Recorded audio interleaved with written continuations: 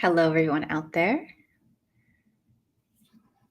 Thank you for coming. If you are here, I am here with you.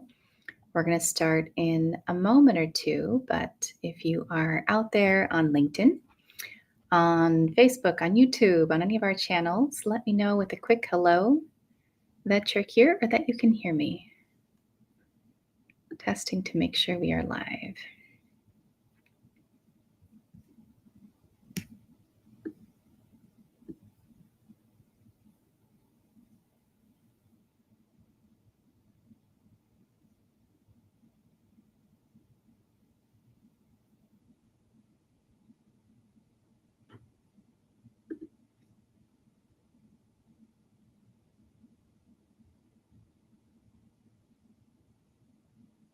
Hello, Melissa on LinkedIn. Thank you for letting me know. Glad you're here. Beth Barrett from Chicago. I'm good. I'm happy to see you. Thank you, ladies. Good morning. Good morning. Hello. All right. It looks like we are working. We are live. I know you may be in different time zones, so good morning if you are in the same time zone as me here on the Pacific time zone on the west coast of the U.S., but otherwise, welcome wherever you are. It's exciting to be here. And, I want to start with a little bit of a confession. So first of all, I'm LeeAnn Mallorie. If you don't know me yet, what I do in my work, in brief, is that I help forward-thinking women leaders stop the energy leaks that lead to burnout and make bigger impacts in their work and lives without betraying themselves in order to succeed. And what I'd like you to know about me this morning are a couple of things. One, I am dialing in from the migratory lands of the Owasso people, which we call here Boulder Creek, California, which is a little bit north of Santa Cruz and a little south of San Francisco.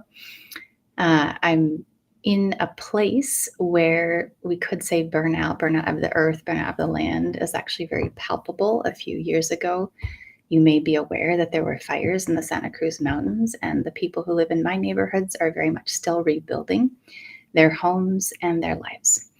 And so the conversation we're going to have about new paradigm is very much around me in place, the costs and consequences of the old paradigm, the opportunities and possibilities of navigating in a different way, and the importance for women leaders in particular to be looking for ways to be finding ways to embrace this new paradigm. The other thing I want to share as a starting point today is kind of a personal confession. And sometimes I ask myself, do I say these things? Will you trust me more or less if I do? And this moment in time, it feels right for me to risk that you'll trust me more or less if I do, to say that I contemplated a number of times postponing doing this webinar today, maybe postponing till tomorrow or postponing till early next week.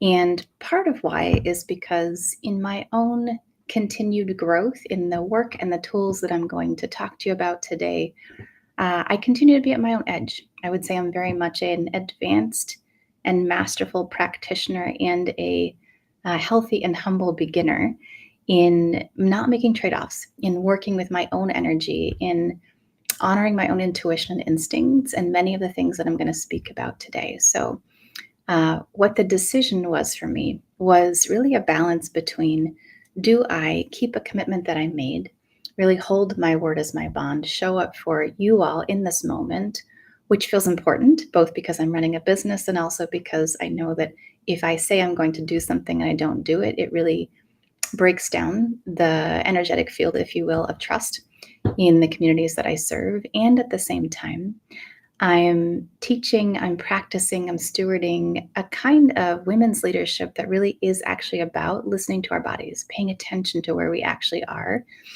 And what I'd like to be is a really incredible role model of I do that all the time. What I am is a human. And sometimes I'm a little off balance or not as centered as I'd like to be, or a little early or a little late in my timing. And I think it's really It is a deep practice at this time in the context of really an older paradigm that says we do things a certain way, we show up for them. Here's the right way to run a business. Here's the right way to lead. That we navigate our humanness inside of that and make mistakes. So I decided that I'm going to go ahead and give the webinar as planned today with some slides. In some places I'll use a PowerPoint deck some of the time. I'm going to just talk to you some of the time.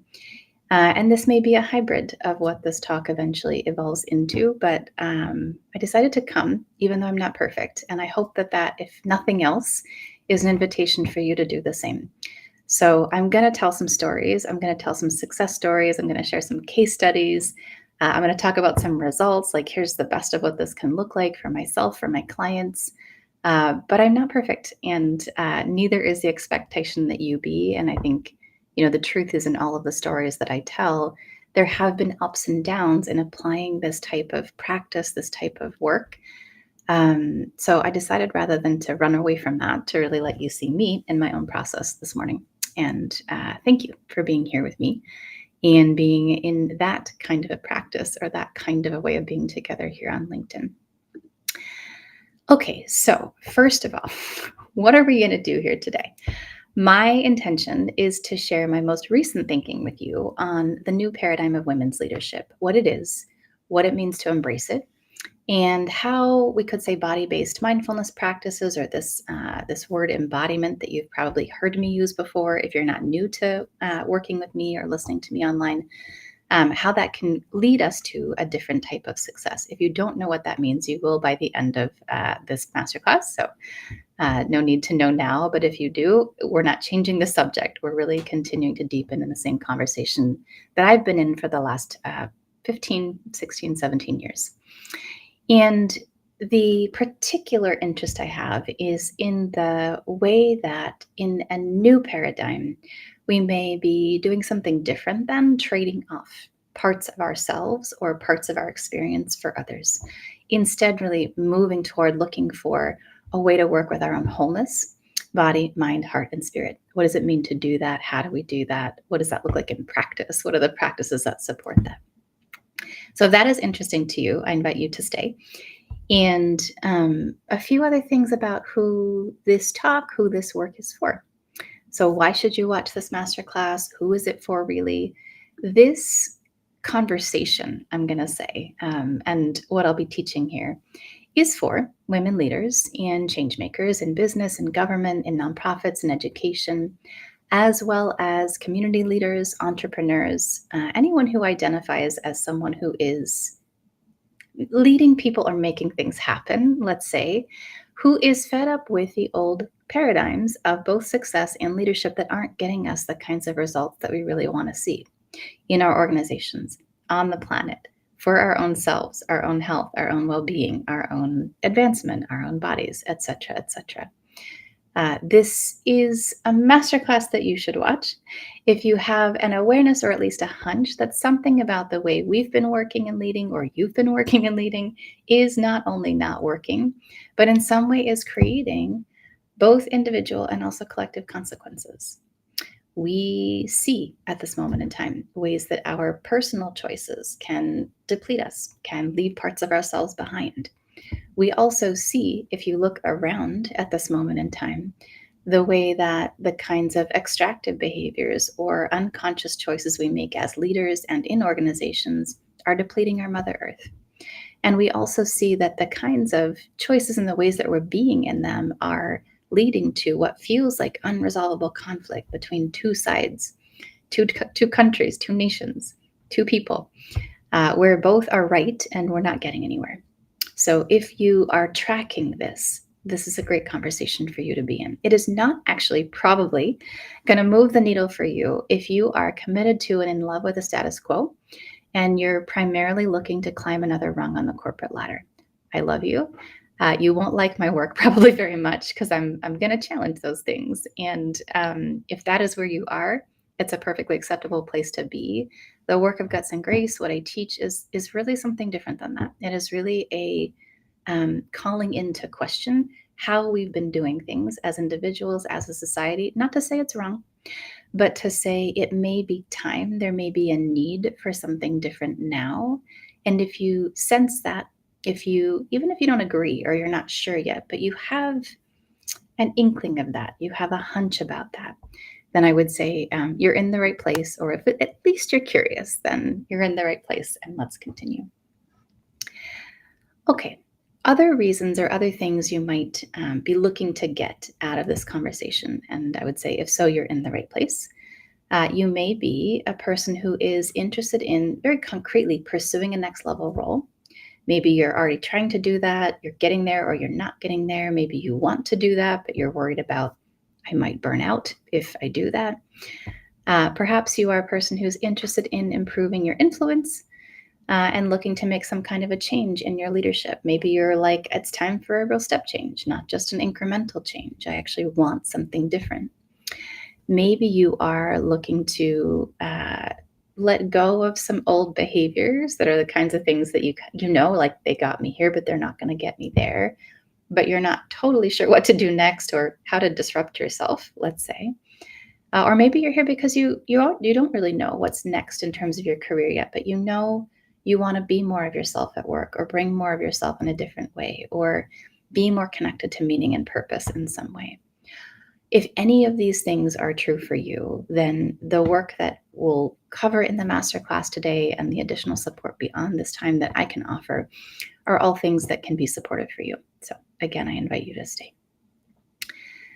Last but not least, you may be having certain kinds of challenges or experiencing the opening of certain opportunities. So for example, maybe you are trying to, or in the challenge of, elevating your thinking to align with a more strategic position. Maybe you are navigating the job market and you're seeking more purposeful work. Maybe you're trying to grow or scale your business if you're an entrepreneur, or your impact if you're an intrapreneur, or actually trying to grow or scale your department or your team right now if you're working inside an organization in a different type of role. Perhaps you are a person who's getting feedback, conflicting feedback, confusing feedback, useful but not sure what to do with it feedback from your board, from your supervisors, from your team. Or you are juggling competing personal needs and desires with those that you may have at work. Again, all of these things, for me, when I start to have a conversation with someone, it's like, this is what I'm stuck with. This is what I'm looking for. What I'm listening for is what are the root causes underneath that, or where's the unlock? And what I can say is that all of these things I just mentioned are things that my clients have struggled with, grappled with, maybe currently are working to evolve through. And the type of work that we do at Guts and Grace Leadership, the kinds of things I'll be talking about in this masterclass, help to get underneath some of these types of challenges, to address the root cause, and to help you build a new type of leadership style, leadership approach that can address those things and more, plus, right? I get to solve that, but also I get to grow bigger and beyond that. If it sounds like too big of a promise, again, stick around. I think by the time that we finish the conversation today, you'll have a sense of why one, new approach, or one new way of looking at things, what I'm calling a new paradigm approach to leadership, can actually address many different things that seem like symptoms, or that seem like problems, but they may be symptoms of something more underlying. Okay, so what are we going to do in this masterclass? We'll cover what is the new paradigm of women's leadership, who's it for, why does it matter at this time? We will help you explore the different barriers that you may have that prevent you as a woman leader from making your biggest possible impact, including and especially in times of pressure or stress, and help you really dig into, well, what's my version of the next piece of change that will help me get to the answer that I'm looking for.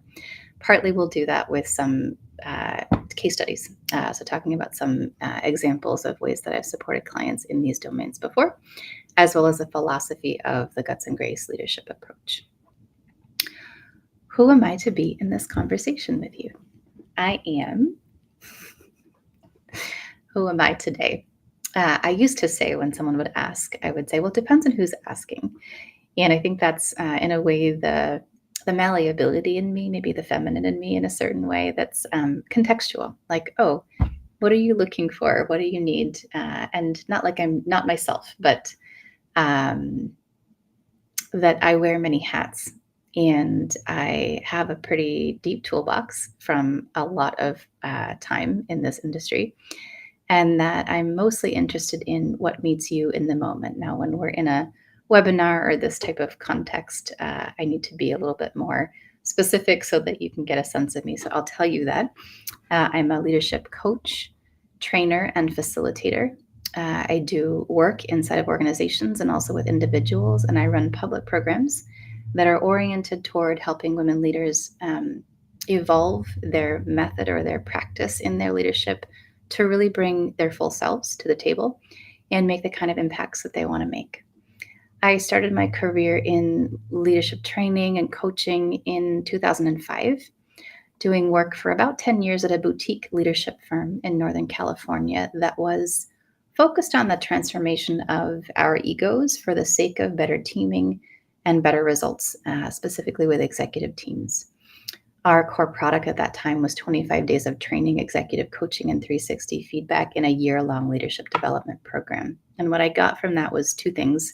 One, the power of working in longer horizons of time, like how long it actually takes in some way to create change, and the what can come from really investing in our leadership and not just kind of scratching the surface or solving with a quick fix, but really going, what's the next iteration of me that I may need to become, or what did get me here that won't get me there as a leader.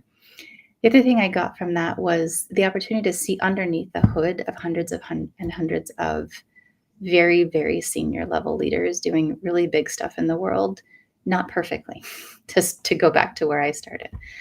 What does it look like when we are trying to run a business, when we are in a role that is perhaps exciting for us, but over our heads in some way? What if we look really good on paper, but actually there's all kinds of ways that we kind of mess it up when we're actually in the moment?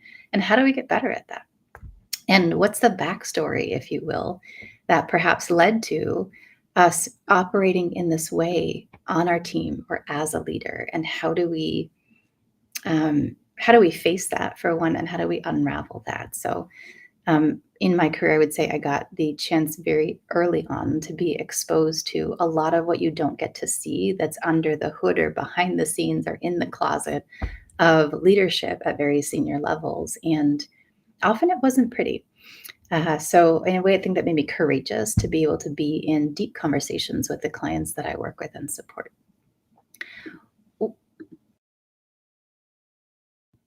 What's interesting about my career in training, also, I will say, is that around that time, so a year to 2 years later, after I started that work, what I became aware of was my own level of burnout, as it was a boutique firm, but it was really a firm that was operating in terms of how we did our culture, our time, our life, our work mode in more of a burnout corporate culture. And in being in that type of context, I noticed how quickly I started to burn out, even though I was kind of a body person. I was an athlete, like I had a connection to kind of like resilience and body and energy before I went into that work. But I saw how quickly being in a context where that wasn't honored or really wasn't what people were practicing took me down. And around that time, I got to meet the folks at the Strozzi Institute, a martial arts based somatic or embodied leadership school, and started studying there as well in around 2007. And that really helped me to rehabilitate my relationship with my body, my energy, build resilience in a different way, and actually also really reconnect with my own purpose, which I would say today I understand as the, I want to say ability, but really the practice of connecting and building a relationship between two quote unquote unlike things, whether that be our bodies and our minds, whether that be the feminine and the masculine part of me, really the and, which to this moment has become the and in guts and grace. So I am a person who walks in the middle, not like in a wishy-washy way, but in a way both are needed kind of way as a leader and as a person who does this type of training work. And I'm often calling the question, well, what if we're not making trade-offs? What if there's a way to find a third answer or to work with both? And I think that's deeply fundamental to who I am as a leader and in this work. Specifically today, as I mentioned, I run a body of work called Guts and Grace. It's a year-long training program, so taking, in a way, a page in the book of the companies that I've worked for and the other work I've done.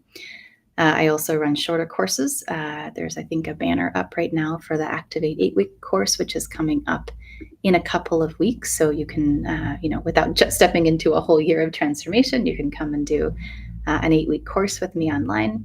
I think there's more info there at the link that you can see. I'll share more about it at the end. But I also do some one-on-one coaching. I work with very senior leaders on transforming their organizations, the culture of their organizations, and the impact their orgs are making in the industry.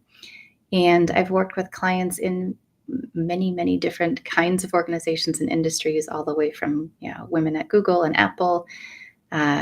Work with folks at Silicon Valley Bank, but also smaller businesses like Kiva or the San Francisco Education Fund, in different sectors as well. So I have been blessed to really get to see people in a broad range of kinds of roles and kinds of organizations with different types of goals, more or less, let's say, purpose or meaning driven kinds of roles and kinds of organizations. I do also support entrepreneurs, probably a smaller segment of my business, but sometimes if we're entrepreneurs, then maybe this year we're an entrepreneur, next year I'm an entrepreneur again, and we're going back and forth. So you'll know if that's you. My clients tend to get pretty powerful results. I have a list of those things, but I think instead of sharing some of those examples right now, I'll just, in a few minutes, we'll get into some case studies and you can get a taste of what can be possible when you work with these types of tools. What I can say is that most importantly, when folks do the work of Guts and Grace or come into one of our courses, what starts to get built is a more grounded, unshakable sense of confidence, a sense of resilience, more aliveness, and really the kind of strength that allows my clients not only to win in more traditional ways in their work or their kind of the game of life, but also to participate in rewriting the game of their work, changing cultures in their organizations, changing the rules around them to be more of a shaper than shaped by the workplace culture and the older paradigm of leadership. So this is really what I call new paradigm success and the new paradigm of women's leadership. And I want to transition now into talking a bit more about that. So up to this moment, if you are listening and you've kind of heard my intro and why you might be here, I really invite you to take a moment and, if you have a notebook or a journal, take a few notes for yourself about why you're here. What about this title spoke to you? What about this work seems to be resonant, or just what are you facing in your life work, etc.? That might be the kind of challenge that you think that this masterclass could be helpful for. So I will take a few breaths and let you take a note about that. If you're watching later, same thing.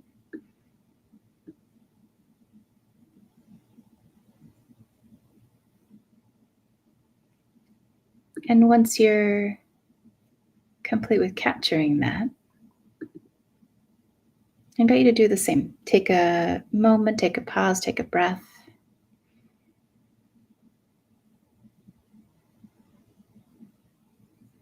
Notice your body. Maybe feel your butt on the chair if you're sitting, your feet on the ground. And actually call to mind or check in with your heart and ask yourself, what would a new paradigm of leadership be about for you? Of course, I'm going to say more. But if the title spoke to you, if that's what you're curious about, what do you already know here? Because I may have answers, but you may too.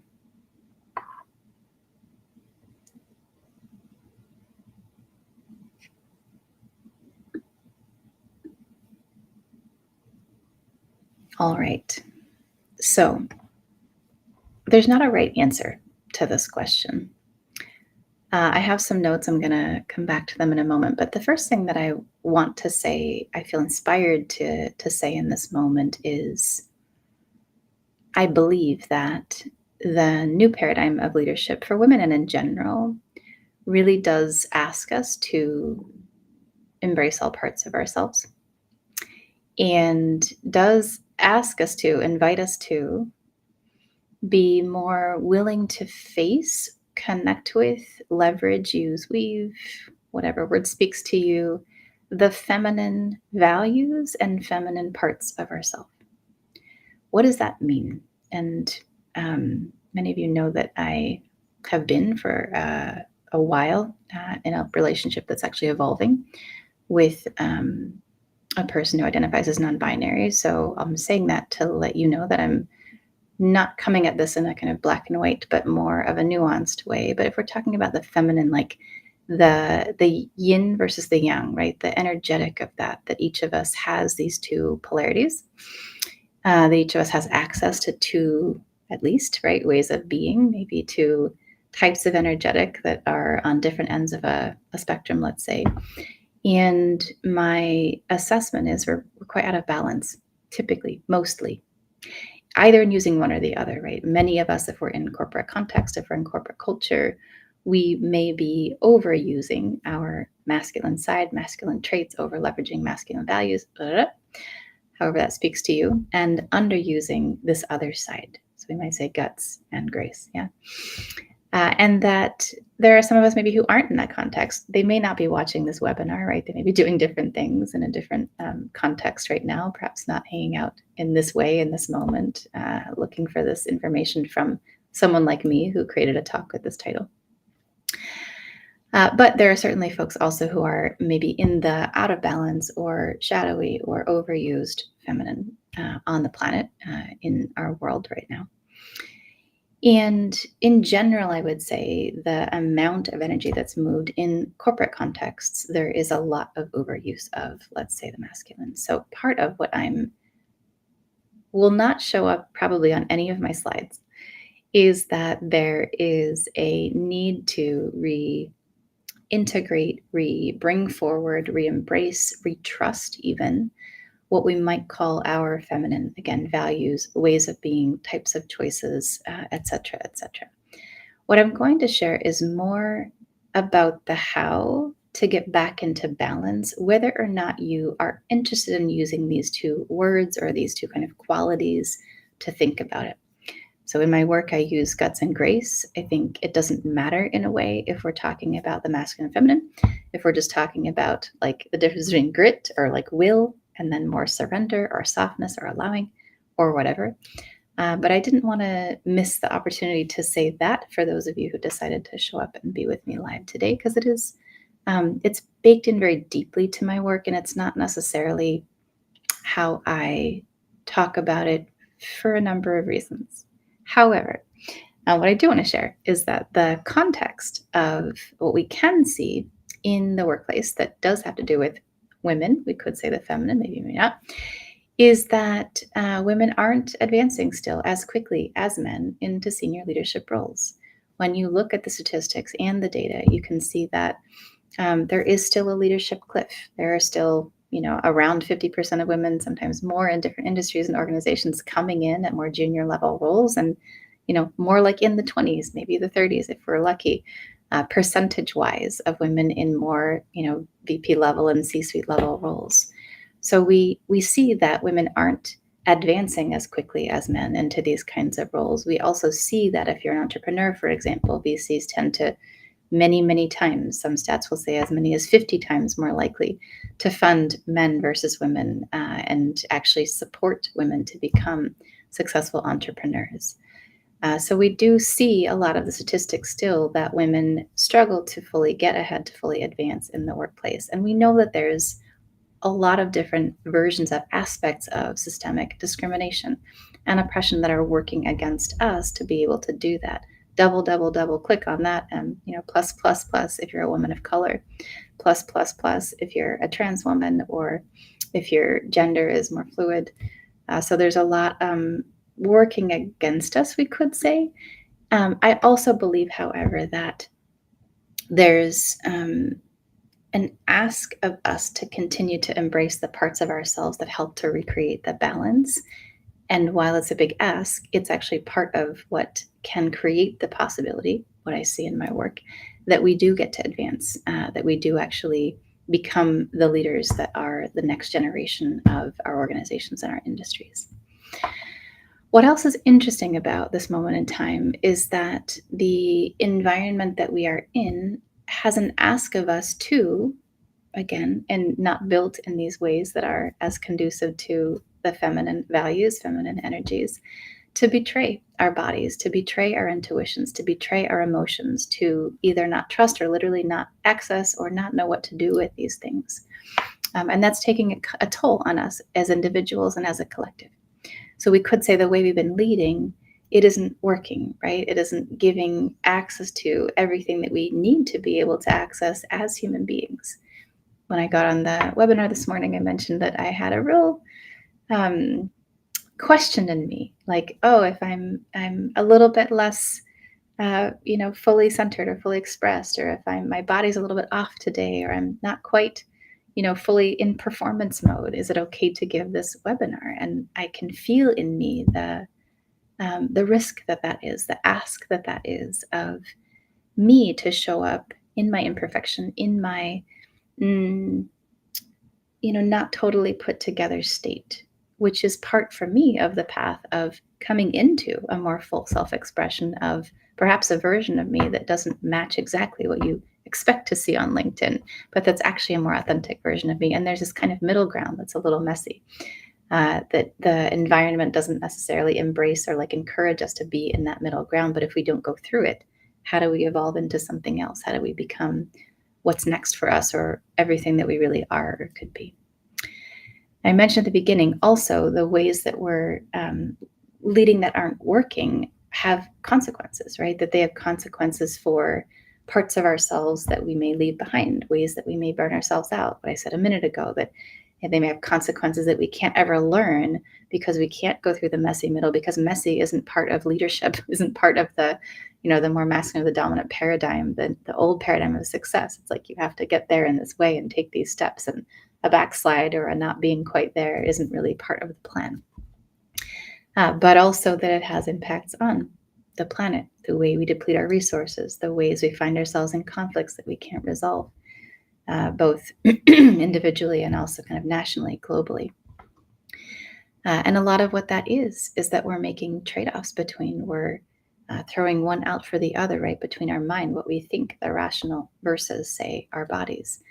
We're only leading and never following, for example. We're over indexing on toughness and having it together, but not actually embracing, for example, our emotions. We're in our will, but we never go with the flow, or vice versa, right? Some of us may be out of balance in the opposite direction, but it's like we have this, like, balance isn't possible kind of in the zeitgeist right now, and we have for a while. And it's like we haven't created contexts where balance is even accessible, or where we even know what it is anymore. But also it may not be about balance, like equal parts of both of those things, but more about, can I access both? Are both available to me? And do I know when to use which one?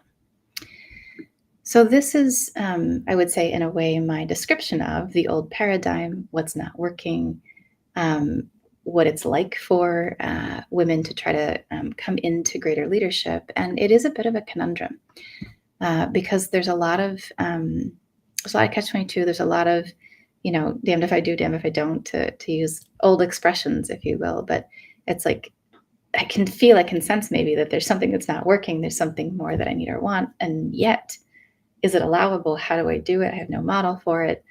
I'm currently committed to or stuck in these trade-offs that I don't know how to resolve.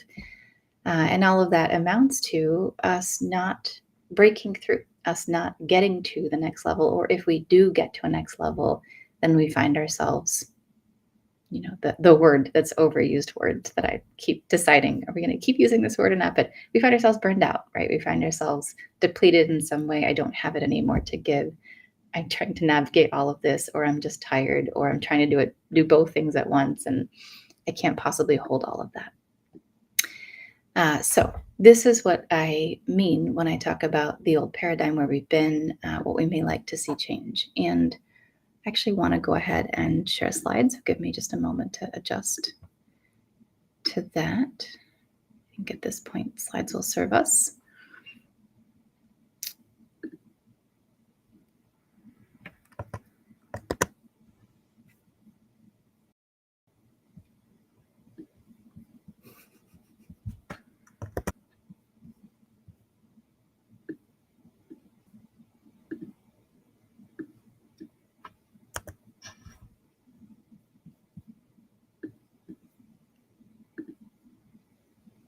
Technology, give me one more moment. Okay. I'm hoping you can see this. All right. So how do we know we're stuck in the old paradigm? Everything I just said, but also I think there are symptoms that are part of the experience of being in the old paradigm, if you will. Just gonna shift one more thing. Okay, hopefully you can see well. There are symptoms that are part of being in the old paradigm, and most of them you may look at if you look at the right hand side here, and you might go, "Yeah, that's me some of the time." I don't know, right? We all relate to our own experience differently, but generally speaking, I would say there's a lot of what's happening on the right-hand side here that I'm referencing on this slide is survival mode. A lot of these experiences that we may have had in our 20s, in our 30s, in our 40s, at different moments in our career. And if you relate to things on the right-hand side, I think the tendency can be to feel, well, what's wrong with me? Or, what's wrong with the world around me? Or how come it keeps being this way? It can be hard, it can be exhausting. Maybe you do or don't actually have a full awareness that that's your experience. Maybe you don't relate to it at all and you feel like you're really quite fully activated on the left hand side here, which is awesome if so.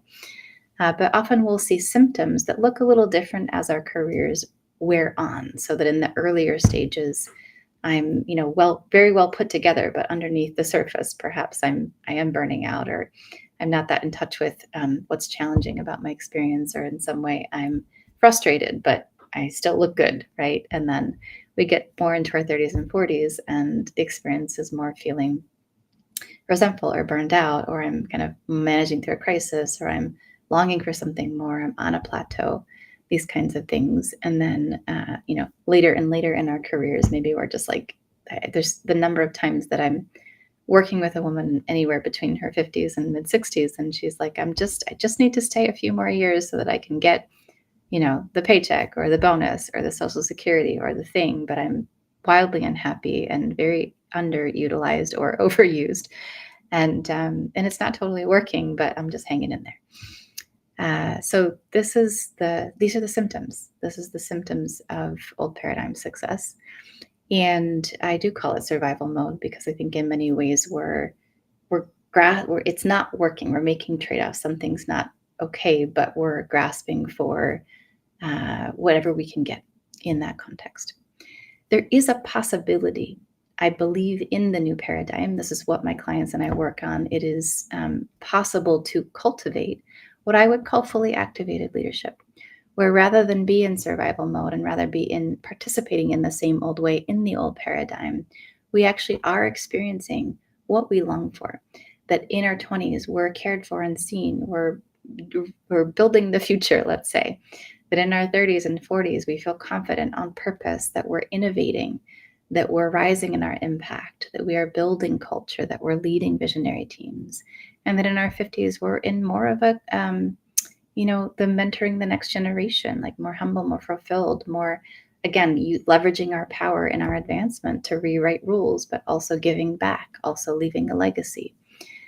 How do we get there, right? This is the question. And in the old paradigm, what I tend to see is that the mindset is we don't know how to solve, like it's not solvable. It just is how it is. We're trying things, we're working on fixing things, especially if we're talking about developing women leaders. We're certainly more than 3 or 4 years ago in organizations doubling down on discrimination and unconscious bias training, running DEI initiatives to both support folks of color and support women in organizations to have more access to remove some of the more concrete, specific roadblocks to advancement and success. But that's still happening in the backdrop of the old paradigm way of doing business and running energy. So maybe they can get ahead. Maybe I can get ahead, but I'm having a shitty experience when I get there. The other thing I see a lot is like, okay, let's try to solve for women's advancement. Let's try to solve for things getting better in organizations. So let's do some technical skills training. I don't just mean technical like technology or like learning to code, but I mean technical skills training like, excuse me, learn how to negotiate well, like learn the technical skill of negotiation. Let me improve my ability to do that. But I'm doing that in the same old paradigm. And nothing is necessarily changing. I just get better at doing the same thing. And maybe I climb the ladder or get the deal or things go through.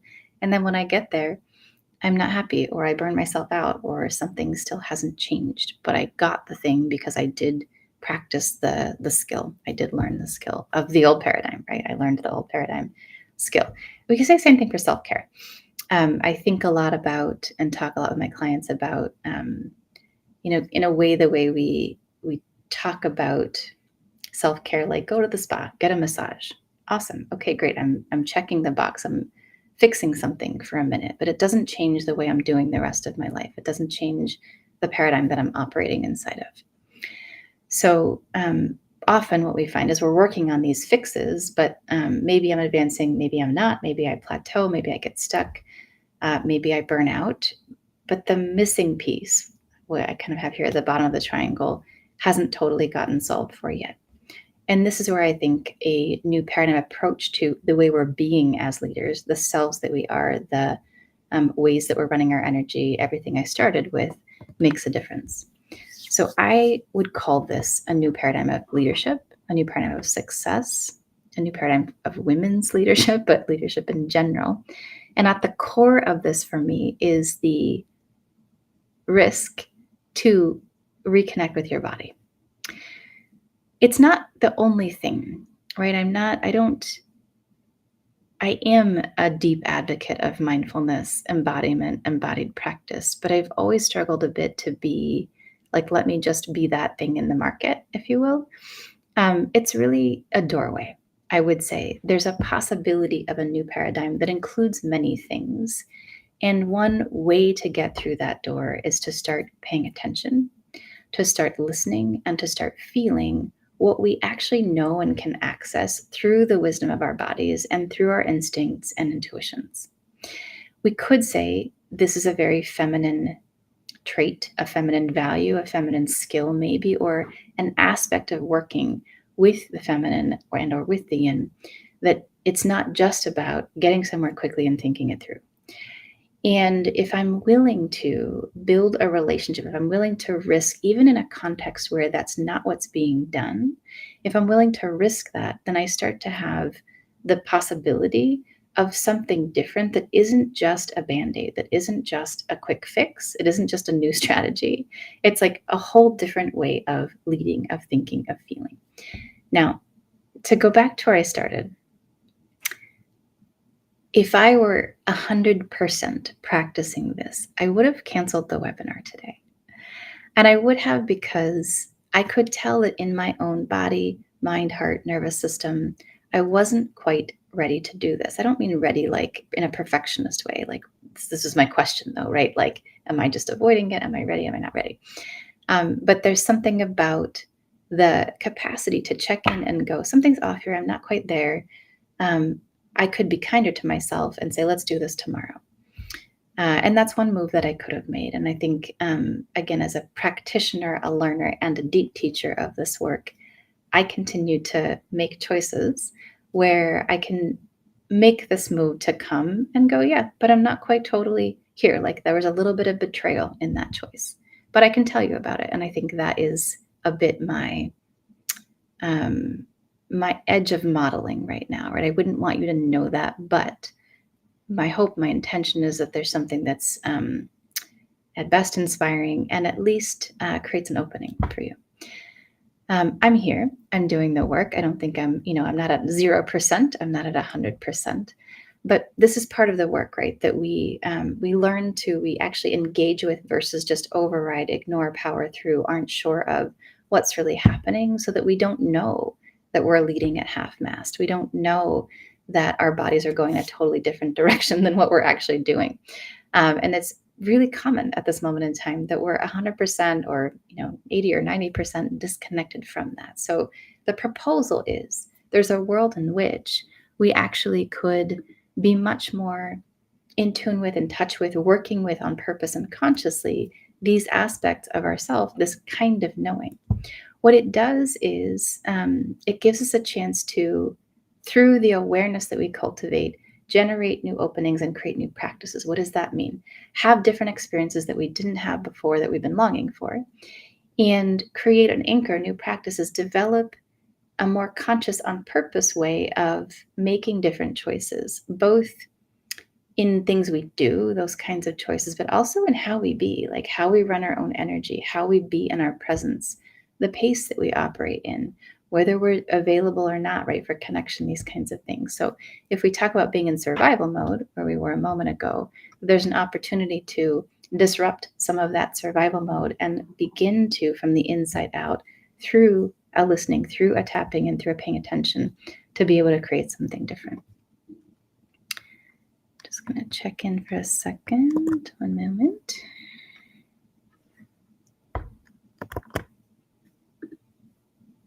Okay. So the possibility of our bodies as a partner. I won't tell the whole story or reference the whole research right now, but know that a good number of years ago, one of not so many very long 9-year longitudinal studies were done on what happens when our bodies are our partners versus our adversaries in the investment banking profession. And what they found in brief was that in a couple of years in that type of intense career, those who were able to partner with, learn from, navigate a relationship with their bodies were able to succeed, stay resilient, stay in the career longer, and advance. Those who weren't were much more likely to burn out. Post COVID, post the pandemic, it sounds more obvious, I think, than ever. But the bottom line is we may know this, but we aren't necessarily practicing this. And this is the challenge of the invitation of being part of building, operating in a new paradigm. How do we work with our bodies this way? What does this mean? What is this new paradigm about?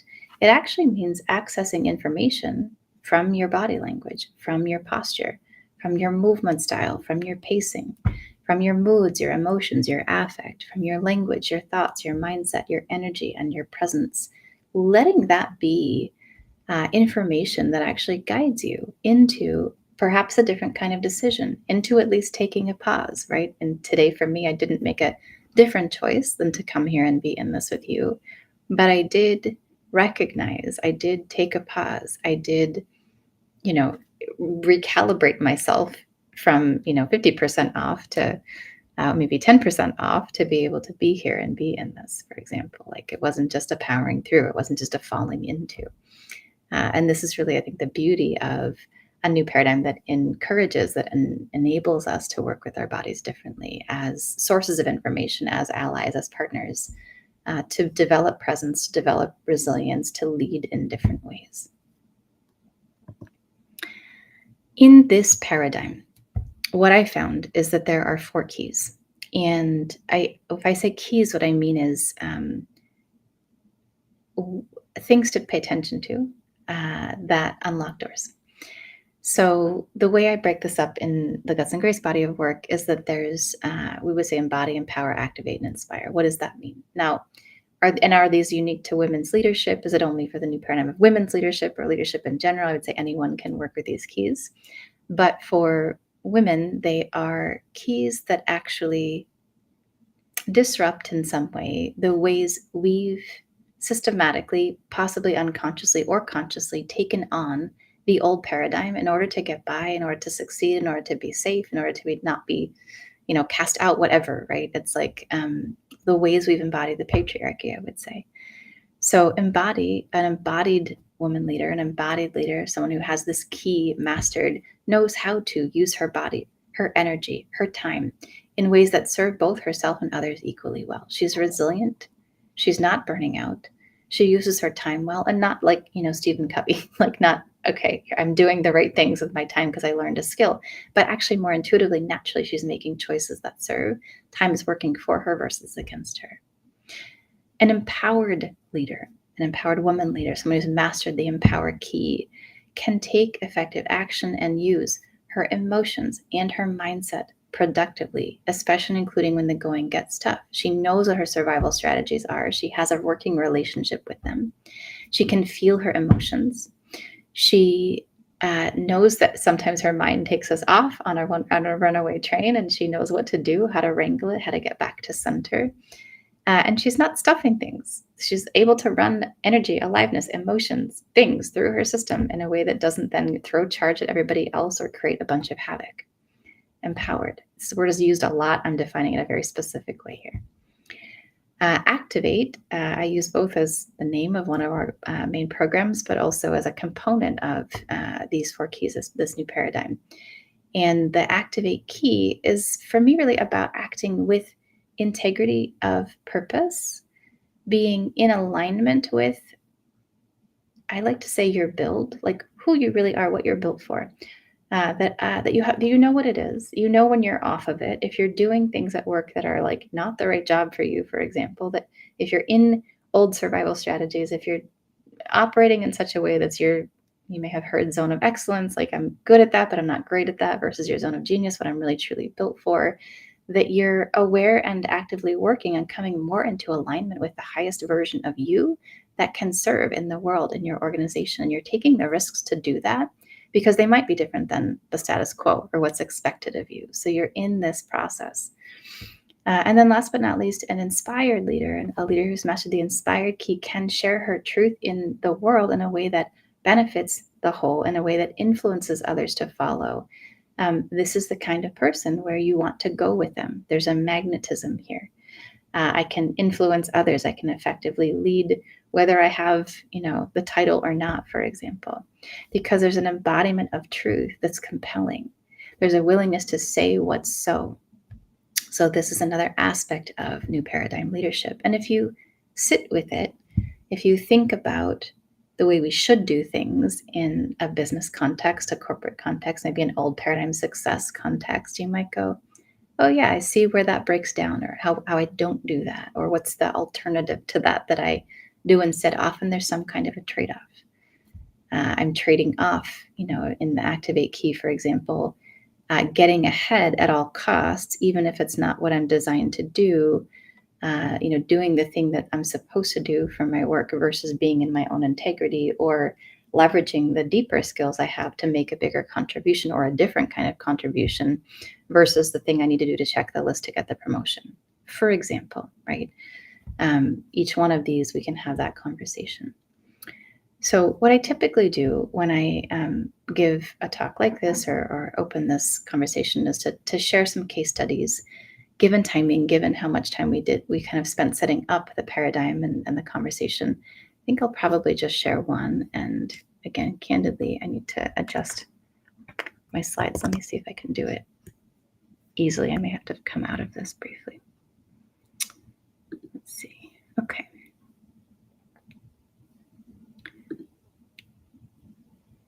For those who are still here, thank you for being here. Will probably be longer than the 60 minutes that we scheduled. So you're welcome to come back. I'll probably leave it up for a little while. So if you need to run, great, that's fine. If you don't and you want to stick around, please do.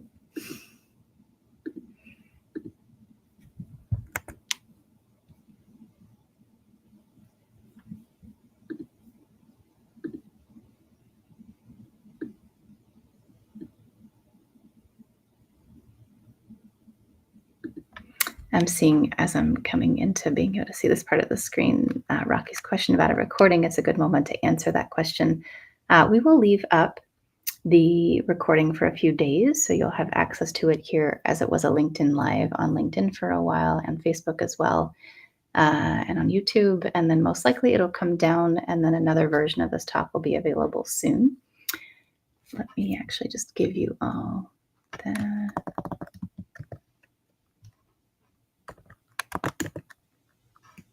So if you are on not on the Guts and Grace mailing list, you're welcome to join there. If you are on my mailing list, you'll get probably a send out of a replay. And what you can also do, especially if you want to go deeper, revisit the masterclass, and do a little self-assessment on the tools that you're seeing here, is that sharing, if you go to quiz.gutsandgrace.com, you can take a quiz and there'll be access to the masterclass as part of the follow-up sequence on that. And the quiz is where you stand on the 4 different activate keys that I just mentioned. So that is accessible. You can also find out more about us online in different places, and or I'll open this too. A moment. Actually, let me share this. Cool. So if you want to keep following us, you're welcome to join the mailing list, and we'll get more information from me there. It is here. It's gutsandgrace.com/sign up.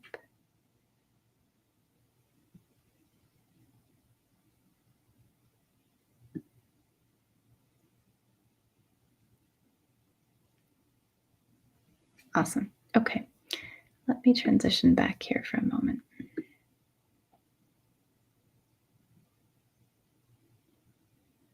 I'm going to share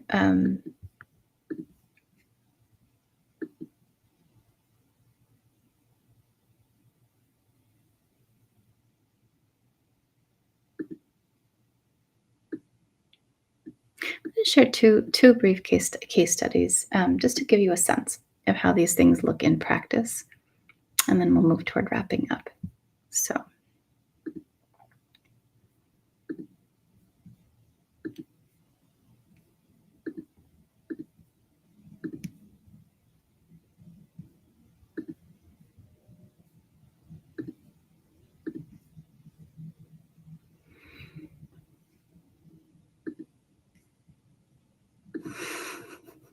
apologies, technology.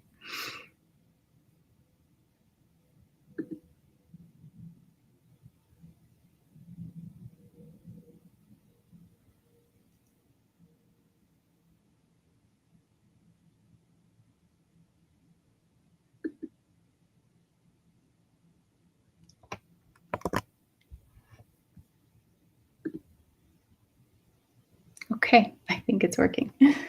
All right. So, for example, a case study on the embodied key. A number of years ago, I was working with a woman, we'll call her Leslie, and she was fairly kind of mid to fairly senior level leader in a tech organization. And when we met, what she would describe herself as was someone who was overusing grit, that she was a person who would power through. She would brace herself against new things coming in. She was defending the team. She would take on more work so that the team wouldn't have to take on more work. And she was really doing all that she could to make things happen. And she was quite successful at doing that at work. But she also was burning herself out, and she knew that she wanted to start a family. So when we started to work together, what we discovered was actually that she had access to some fairly deep resilience rituals and capacities for resilience. She, it turns out, not only was a senior leader in a tech organization, but she also was, she had a yoga teacher certification. So she had invested some time, some energy in building some capacities. But what she found was that she didn't really use the principles that she knew how to use or had deeply embodied or already started to embody, let's say, in the moment for her own development as a leader. So the path really for Leslie was a path of retranslation or reintegration. What we started to do was define a core intention of way of being and look at what does it mean to actually practice that in the moment. In her particular case, the word that came through was the word elegant. What would an elegant way of being, not elegant like wearing a fancy dress, but elegant in the sense of like we might think in a yoga posture that's just held in a beautiful way without a lot of effort. So more with less. this sense of I'm doing just the right things, just as needed, not more, not more than needed, and able to move through life in this way. She found that that had a certain shape in her body. There was a different kind of presence she would find herself in, a different way of carrying, way of being, way of holding herself, as well as a different way of making choices when that was the organizing principle of her way of moving through her day. Can I do more with less? When I'm doing that, in what way am I in my body? If I'm not, perhaps I'm leaned forward, buckled down, tense, tight, hard. If I am, perhaps I'm sat back, I'm softer, I'm more open. And also, I'm choosing only the things that are the most important. I'm making a different type of choice. Through this practice, so it wasn't like she changed, she did take some things off of her plate. So that was part of the work. But she also changed more this kind of way of being in her own body. And through that change, she actually very quickly landed her next promotion. Surprisingly, what we found, in fact, for her was that some of what was in the way was, sure, the organization's considerations, but also her own energetic resistance, because she was so tight, so clamped down, and so worried about would she burn out if she got the next level role, that she wasn't able to let anything new in. When that changed, when she opened, when she softened, when she was in a more regular practice with some of the resilience tools she already had, but also was practicing bringing the energetic of them into her actual work life, then it became a very different game in terms of her ability, her capacity to receive more. She also did get pregnant and has a lovely daughter at this point in time, a couple of years old. So all's things are well that end well in that sense as well. Okay, so the embodied key, one example. I'm going to skip forward and give you another example. Well, not too long ago, I worked with a woman, we'll call her Sharon, and she specifically actually really wanted to rise to senior level leadership. She was in the banking, financial industry, banking, and she was getting a lot of feedback that she wasn't strategic. She actually came across as both tactical, like she could be quite driven and hard and tactical, but also she had kind of a fun, like a bubbly personality. So she was kind of getting assessed in a lot of different ways by the folks in her organization that weren't really helpful, right? They were pretty unfair assessments of a woman leader, because actually she's a great performer. And the truth is she was also quite strategic. However, she had some, we might say, what got her here won't get her there behaviors that were working against her, and that really were a product of having been the only woman in her role, the only woman in that part of her organization for many, many years in her career. Some of them were that she moved really fast, that she said yes to a lot of things all the time. And she would kind of blow by people on her way to getting things done, because it was like, I have to get things done at all costs. And so this pace, the quickness of her, the kind of hyper focus of her, the way that she would not notice things often, but also then say yes and yes and yes and yes and take on so many different things, had created this paradigm where all she could do was be narrow, move fast, be sort of eyes on the prize. And it turned out that it actually made her really hard to follow, hard to hear, and hard to get the gravity of what she had to bring to the organization. In Sharon's case, we started our engagement with a couple of really simple practices, and one of them, which she really didn't want to do and got quite frustrated with me for proposing, was to walk more slowly when she went from her workplace to her, or from when she went from her car into her office every day. This was pre-pandemic, when we used to drive to work every day and work in an office all the time. So the assignment was, every day for the next week, will you walk more slowly and also kind of pick up your eyes and open your peripheral vision as you walk into the office. And I don't care what you do for the rest of the day, but at least once a day, trying this practice. And what we found for Sharon was that it actually started to change the game in terms of both how she felt in her own skin and how other people perceived her. She didn't expect it. It wasn't like, this is obvious. It was more like, why am I doing this? This is dumb. It doesn't make sense. But just that shift in pacing started to create more of a connectability, and also more of a like a gravity in her, so that when she started to translate that practice into the way she would be in a board meeting, what she would express when she was trying to get her other fellow senior or even more senior leaders on board with new initiatives and ideas was that they were able to feel her more. They were able to see and to get the level of strategy that she was bringing. She also practiced taking herself off of a number of committees and other commitments so that she realistically could go a little slower, be a bit more present, be more findable, more feelable in the way that she was leading. These are small things that then have big ripples, small changes that in some way pay big dividends. And what I find when I do this work is that for each person who is wanting the next thing or looking to get to a next level while still kind of running the old paradigm leadership script or the old paradigm success script, is that it is often like that. There's often an unlock that is not such a big deal, but it's hard to see because we're so practiced at what we're doing. And it may be hard to execute because it's so counter to the paradigm or the culture that we're currently living or operating inside of. But the good news is it almost always works. So what I found is that the women who are changing the game, who are actually becoming the stewards of this new paradigm, are the ones who are paying attention to these ways, who are learning practices that help them adjust their presence, connect with the deeper meaning of their thoughts, and really be able to show up for this moment in time in a different way. And when my clients do that, when anyone does that, we find that they're really, the ceiling that they found themselves under starts to dissolve, and the script for advancement becomes something that you actually get to write. Because it's not about performing to the test anymore. It's not about playing the same old game and trying to figure out, do you measure up to it or not anymore? It actually becomes about sourcing from the inside out. What is your career advancement about? What is the kind of impact you might be built to make? And beginning to be the designer, the collaborator with what's already so about that in you.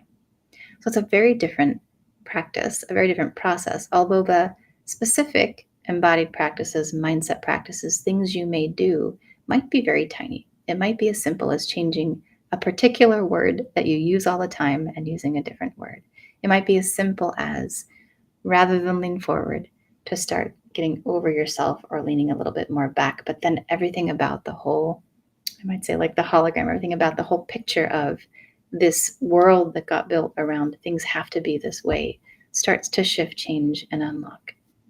At that point, you're literally upgrading your own operating system, and then you're becoming a role model for the possibility that that can be done. This becomes more interesting than getting stuck in a plateau and feeling frustrated. It becomes more accessible than running on the same hamster wheel and getting burned out and then wanting to stop and then stopping and then getting bored and then coming back on and running on the same hamster wheel again. Because you're literally playing a different game. So this is the possibility that I would like to offer you, especially if you're still here and watching, because we have been over time, that there is a possibility of having a very different experience. One of my clients kind of said it this way. She said, I tended to put up a wall to shield myself because I didn't want to be seen as weak. I needed to be strong all the time, to not be emotional, to not have needs. The old paradigm, all the things that she heard, especially earlier in her career, about the right way to be a leader, especially a woman leader in the workplace. But she said what she realized was that she really needed to be able to loosen up and let go of some stuff. To know that if she did that, if she made mistakes in particular, if she let go of things or didn't push so hard, that it wouldn't make her less of a person or less of a good leader. She realized that people thought, because of this way of being that was really a performance to the test, people thought that she didn't care. But that actually she did care. In fact, now she's known as one of the most caring CFOs, maybe in Silicon Valley, I don't know. But certainly really revered for, admired for the amount of care she can wield as a powerful and skillful, technically skillful woman leader. And that was exhausting, right? Trying to perform to the test in that way, trying to do that was exhausting. And as she started to release that, let that go, be in new practices, something really different began to happen for her. Okay, how do you know it's time for a change? Is it time for me to enter a new paradigm? Is this the right conversation for me to be in? One, if you're still in the building skills, learning strategies, and not really making progress mode, like treating the symptoms, not making real progress, it's probably time for a change. If you spend too much time in the old behaviors, the survival strategy behaviors, the what got me here won't get me here behaviors, the behaviors that have consequences, but I do them anyway, the trade-offs, these things. If you recognize that that's true about you, it's time for a change. If you're not really clear about what the purpose of your work is, or you're lacking meaning in your career, it's time for change. It is possible, research shows, to have meaning and purpose, even if your job doesn't change right away. It's possible to have it no matter what kind of role you're in, where you are. If you're not accessing it, it's time for something to change. It is possible to have something different. If you are feeling frustrated that you're not seen, you're not visible, you're not being noticed, or if you're getting noticed and you're doing things to get noticed, and those things you're doing to get noticed are burning yourself out, it's time for a change. And if you are getting exhausted now doing work that it feels like you used to be able to do and get through just fine, it just might be that you've reached the ceiling on what the old paradigm of success for you can offer. And so it's time for a change.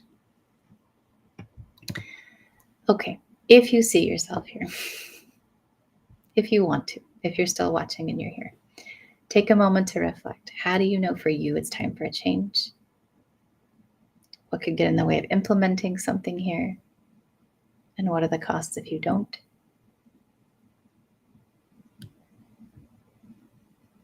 You can come back to these questions later if you want to write them down. What I have found is that the first steps are to own it. Here's the old paradigm strategy that I'm running. Here's the way that I tend to keep myself in this paradigm, sabotage myself, the way I stay locked in it, just what I do that's not working. We talked about awareness at the beginning. First step is just to own it. If you don't know what it is, then the first step is to get more feedback, to do some research, to observe yourself, to get curious about it. The second step is to set a new North Star, to really create an intention for your next level of growth that is not an old paradigm goal. To create an intention that takes you into actions, reflections, risks, conversations that begin to create that new paradigm for you in your leadership and in the way you pursue success. The third step is to practice. The old adage, practice makes perfect. You know from what I shared at the beginning that perfect is not my goal here, but practice leads to accessibility of new ways of being, and it leads to embodiment. It leads to new choices. It leads to being able to make them more easily. If you think about when you learn to drive a car, if you know how to drive a car, it was hard at first. You were doing things that you didn't know how to do. If you've been driving for a while, your body knows how to do that now. That's exactly how we change and grow. But you have to be choosing, creating, identifying the right practices. And last but not least, get support. Find a coach, find a sponsor, find a mentor, find someone who has step changed their career, who does seem to embody the new paradigm, or at least knows that it exists, knows what it is, and can be with you on the journey of aiming for it, of building this, kind of growth plan for yourself. It may seem like a mystery, or it may seem hard, but it's actually not difficult. This path is havable by anyone in a leadership position in any organization of any kind in any industry right now. It's just that we don't trust it, or we don't risk it, or we don't have the right support, or we don't know how. In case it feels like you might want to get support, we at Guts and Grace Leadership, myself and my team, offer a number of things that can be helpful. So we do have our 8-week Activate virtual course.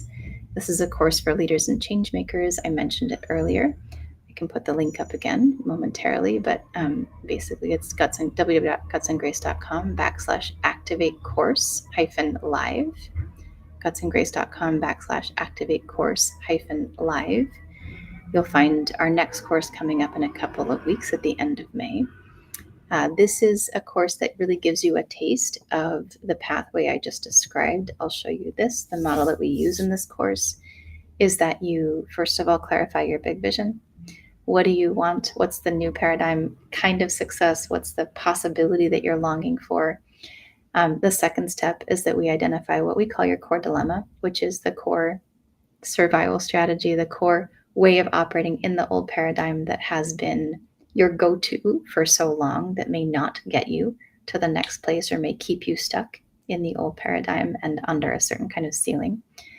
And then to develop a new North Star, an intention that's not an old paradigm goal, and new daily practices and in the moment practices, kind of like I described with the two case studies that I shared. Simple things that you can do that actually pattern interrupt, disrupt the old way of being and open the door for new experiences, new opportunities, and a new way of being in your own self that will become your next level of leadership. And what's beautiful about this model and the course and the way we run it is that we take you through the process of doing this so that you're both by the end going to have a strong practice, a new North Star, a lot of awareness of this particular core dilemma or aspect of your leadership that needs to change, but you also learn how to do the process.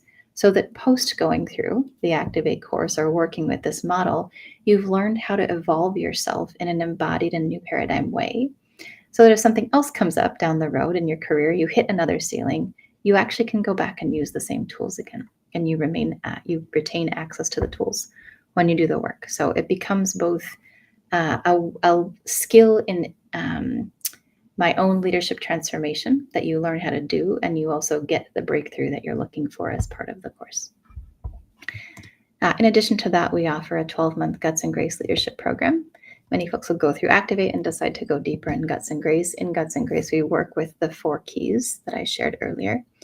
And I do some executive coaching, strategic advising for senior female leaders, and some facilitation for teams. So please feel free to ask or, ping me here online or elsewhere if you're interested in those things. Okay. I'm going to go ahead and just put this up. If you're interested in Activate or something else, of course, you can go look at the Activate page. You can register on the page, gutsandgrace.com/activate course-live. And also, I'm available for a discovery session. So you can book a 30-minute call with me through our application process, which is here, /apply at gutsandgrace.com. In the call, we'll start to do some of the work where we would get more deeply in Activate or Guts and Grace or coaching. Will actually help you start to identify what is the core dilemma, what is the one thing that's most in the way of your next level, what is this kind of survival strategy that may have kept you under a ceiling or in the old paradigm. And we'll start to develop what a new North Star, a new thing to point towards that's not an old paradigm success goal could be for you. There's a lot of value in the session, just spending the time together. And also, of course, if there's something that you want as a next step, we would scope that together in the call and figure out what will serve. Okay. All right, I'm going to stop sharing my screen. Thank you for those who have been here for a good long time today. If you are interested in Activate, you can find again the information here. We kick off on May 29th, so quite soon. And I'd be delighted to speak with any of you about it or be in a longer process of discovery with you over the course of 8 weeks from kind of end of May through middle of July. I am grateful for your time, for your decision to be here, to be watching, to be in this session with me today, and also really grateful for your willingness to be with me in my growth, my continued evolution, and my imperfection. It is a delight to be able to risk. I think I can say that what I know about this new paradigm that we're aiming to build in Guts and Grace and the communities that I run and move inside of is that it is a process. It's not, something that you can kind of blink your eyes and have or be good at or know how to do overnight. And there really aren't right answers. It's very much a process of learning, listening, co-creating, designing, co-designing, redesigning, trying things, making mistakes, having it work, having it not work, that we then get to the embodiment of something new. And I know that for us to really get where we want to go as a species at this moment in time on the planet, that we actually need to be able to do that we need to be able to risk letting old ways go and not knowing what the new ways are just yet, and learning through practice and experimentation and designing, trying things on listening to our bodies, to each other, to Mama Earth, to be able to have a different kind of paradigm in what success is, in how we lead and how we do business and how we run organizations and how we make choices. So thanks for being in the experiment of that with me today. And we'll leave this up for a few days at least, in case you find it me later and you weren't here live. Thanks for coming. Thanks for watching. Feel free to reach out to me at any of the links that I've shared to book a call or to go deeper. Or if you just have questions, feel free to message me on LinkedIn. Honestly, I don't look at Facebook a lot these days. I really minimize my time online. So sometimes if you see me, it's us posting, but not actually me on Facebook. So email me or find another channel versus a Facebook message I may not see. But LinkedIn, you can definitely message me. And I wish you a beautiful rest of your day. Yeah, thanks for being here. Thanks for spending the time.